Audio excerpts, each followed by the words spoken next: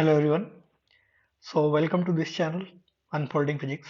और गाइज आज हम एक बहुत ही इंपॉर्टेंट चैप्टर की फॉर्मूले रिवाइज कर रहे हैं। तो वैसे तो मैंने बेटा सारे फॉर्मूले ले लिए हैं, बट अगर फिर भी कोई अगर रह जाता है तो आप उसको कवर कर लेना, अपने हिसाब से लिख लेना, ठीक है। चलिए, तो सबसे पहला सबसे सिंपल फॉर्मूला आप जानते ही हैं, Coulomb's law. That is what, F बराबर के Q one Q two divided by कितना, आर स्क्वायर। और इसमें के क्या होता है बेटा, हमारे पास के होता है बेटा one one upon four by epsilon not. And epsilon not is nothing but the permittivity of air और वैक्यूम। वैल्यू आप याद रखें, है ना, 8.85 इंटू 10 की पावर -12। और अगर मान लीजिए हमें कहीं पे रिलेटिव परमिटिविटी दे रखी है या फिर हमें कहीं मीडियम की परमिटिविटी दे रखी है, तो हम लोग निकाल सकते हैं किससे, एप्सिलॉन अपॉन एप्सिलॉन नॉट से। ये किसके बराबर हो जाएगा, हमारा एप्सिलॉन आर के। ठीक है, तो यहाँ से कर सकते हैं। अब यहाँ पे देखिए, आप जानते हैं बेटा, कूलम्ब्स लॉ में बहुत सारे तरीके के क्वेश्चंस बनते हैं। एक्चुअली 4-5 टाइप के क्वेश्चंस बनते हैं। अब क्योंकि हम क्वेश्चन तो डिस्कस कर नहीं रहे हैं, तो इसलिए मैंने ओनली फॉर्मूला ही लिया है। बाकी आप याद रखेंगे, यहाँ पे काफी सारे फॉर्मूले क्रिएट होते हैं। नेक्स्ट हम बात करेंगे किसकी बेटा, इलेक्ट्रिक फील्ड की।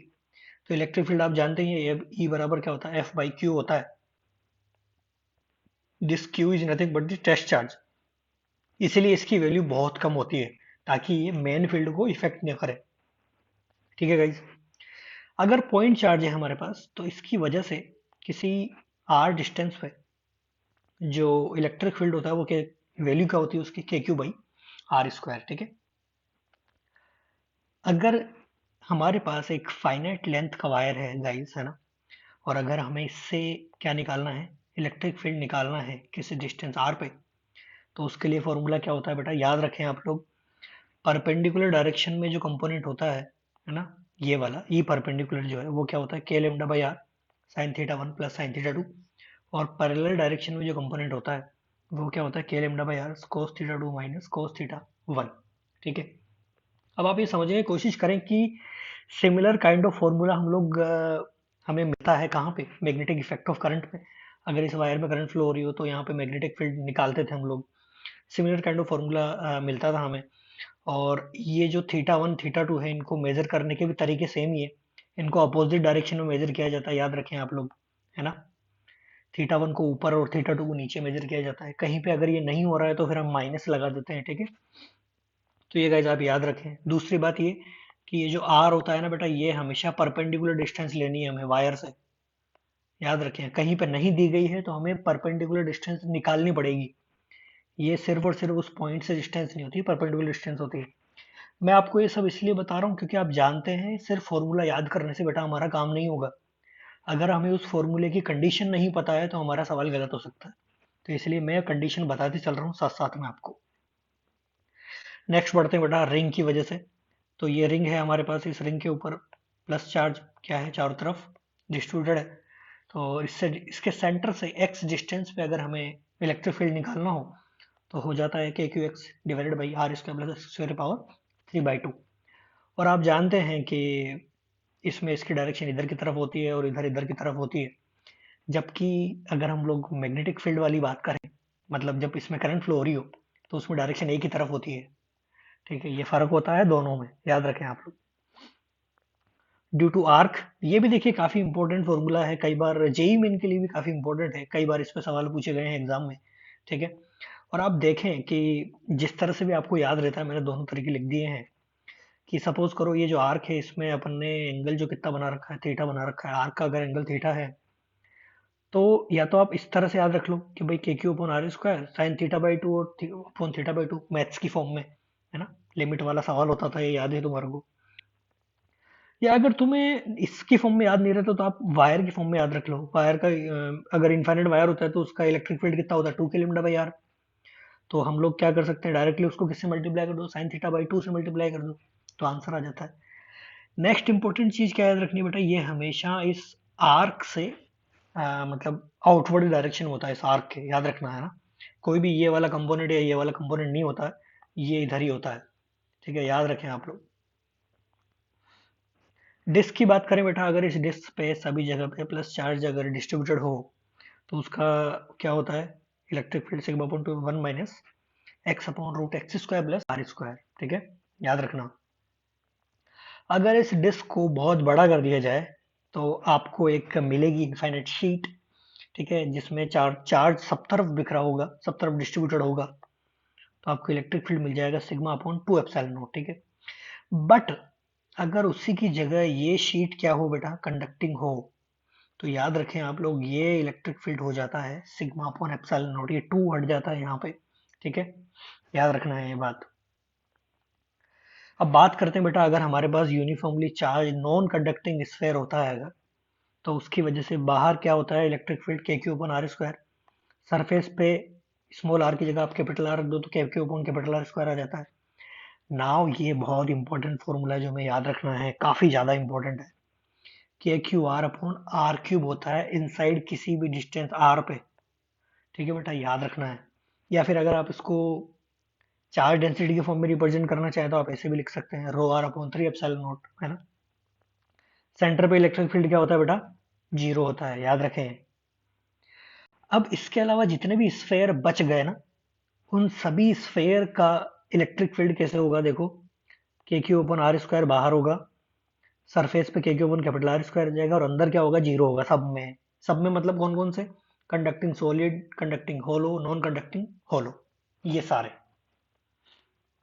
अब हम मूव करते हैं पोटेंशियल पे। तो आप जानते हैं इलेक्ट्रिक पोटेंशियल एनर्जी कैसे डिफाइन करते हैं भाई हम लोग। कंजर्वेटिव फोर्स का जो वेक्टर होता है वो माइनस डेल्टा यू के बराबर होता है, और हम लोग इसको डेल्टा यू को लिख सकते हैं क्यू डेल्टा वी। ये है पोटेंशियल डिफरेंस आपका, है ना। अब पोटेंशियल एनर्जी अगर हमें निकालनी हो कोई भी दो चार्जेस की, तो हम जानते हैं कि क्या हो जाता है, कि Q one Q two upon R, जहाँ पे क्यू वन क्यू टू में विद साइन रखना है, ये याद रखेगा इसे ना, Q one Q two with sign रखना है, क्योंकि यू जो है वो स्केलर क्वांटिटी होती है, डायरेक्शन नहीं होती है इसकी, इसलिए क्यू वन और क्यू टू जो है विद साइन जाएंगे। Potential due to single charge जानते हैं आप लोग, के क्यू बाई आर होता है ना। अगर हमें इलेक्ट्रिक फील्ड और यूवी में पोटेंशियल में अगर रिलेशन पता हो, मतलब जानना हो, तो वो क्या होता है, डीवी बराबर minus integration E dot D R. अगर हमें इलेक्ट्रिक फील्ड निकालना हो, अगर वी दिया हो, तो कैसे निकालते हैं, ये पार्शियल डिफरेंशिएशन करके हम लोग निकाल सकते हैं। इलेक्ट्रिक फील्ड वेक्टर क्वांटिटी है, इसलिए सब जगह यहाँ पे वेक्टर आता है, याद रखें आप लोग ये बात। अब अगर पे बात करें कि भाई इलेक्ट्रिक पोटेंशियल निकालना है हमें किन किन की वजह से, मेटल यानी कि कंडक्टिंग सॉलिड हो या होलो स्फेयर हो, या फिर नॉन कंडक्टिंग होलो स्फेयर हो, इन तीनों की वजह से निकालना हो तो क्या होता है, देखो, बाहर तो होगा के क्यू बाई आर, सरफेस पे क्या होगा, के क्यू बाई कैपिटल आर, और अंदर सब जगह पे यही होगा, के Q by capital R, change नहीं होगा। ठीक है, याद रखें, कांस्टेंट होता है हर जगह। अगर नॉन कंडक्टिंग स्फेयर हो, है ना, तो क्या होगा, देखो, ये दोनों फॉर्मूले तो सेम ही है बेटा, जो बाहर होता है या सरफेस पे होता है, बट ये बदल जाता है, कितना, K Q upon 2 r cube bracket 3 r square minus small R square, याद रखना है, बहुत इंपॉर्टेंट फॉर्मूला है, कई बार सवाल आ चुका है इसके ऊपर। सेंटर पे क्या होता है बेटा, 3 k क्यू बाई 2 r होता है, 3/2 k क्यू बाई r होता है, जीरो नहीं होता है, ये याद रखना है। ठीक है, जीरो नहीं होता है, कितना होता है, 3/2 k क्यू बाई r होता है, 2r होता है।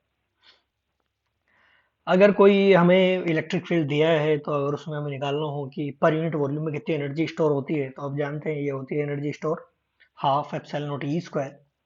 एंड कोई भी अगर हमें सेल्फ एनर्जी निकालनी है उन तीन स्फेयर की जो हम लोग अक्सर लेते आए हैं, तो वो कितनी हो जाती है बेटा, के Q square upon 2r actually.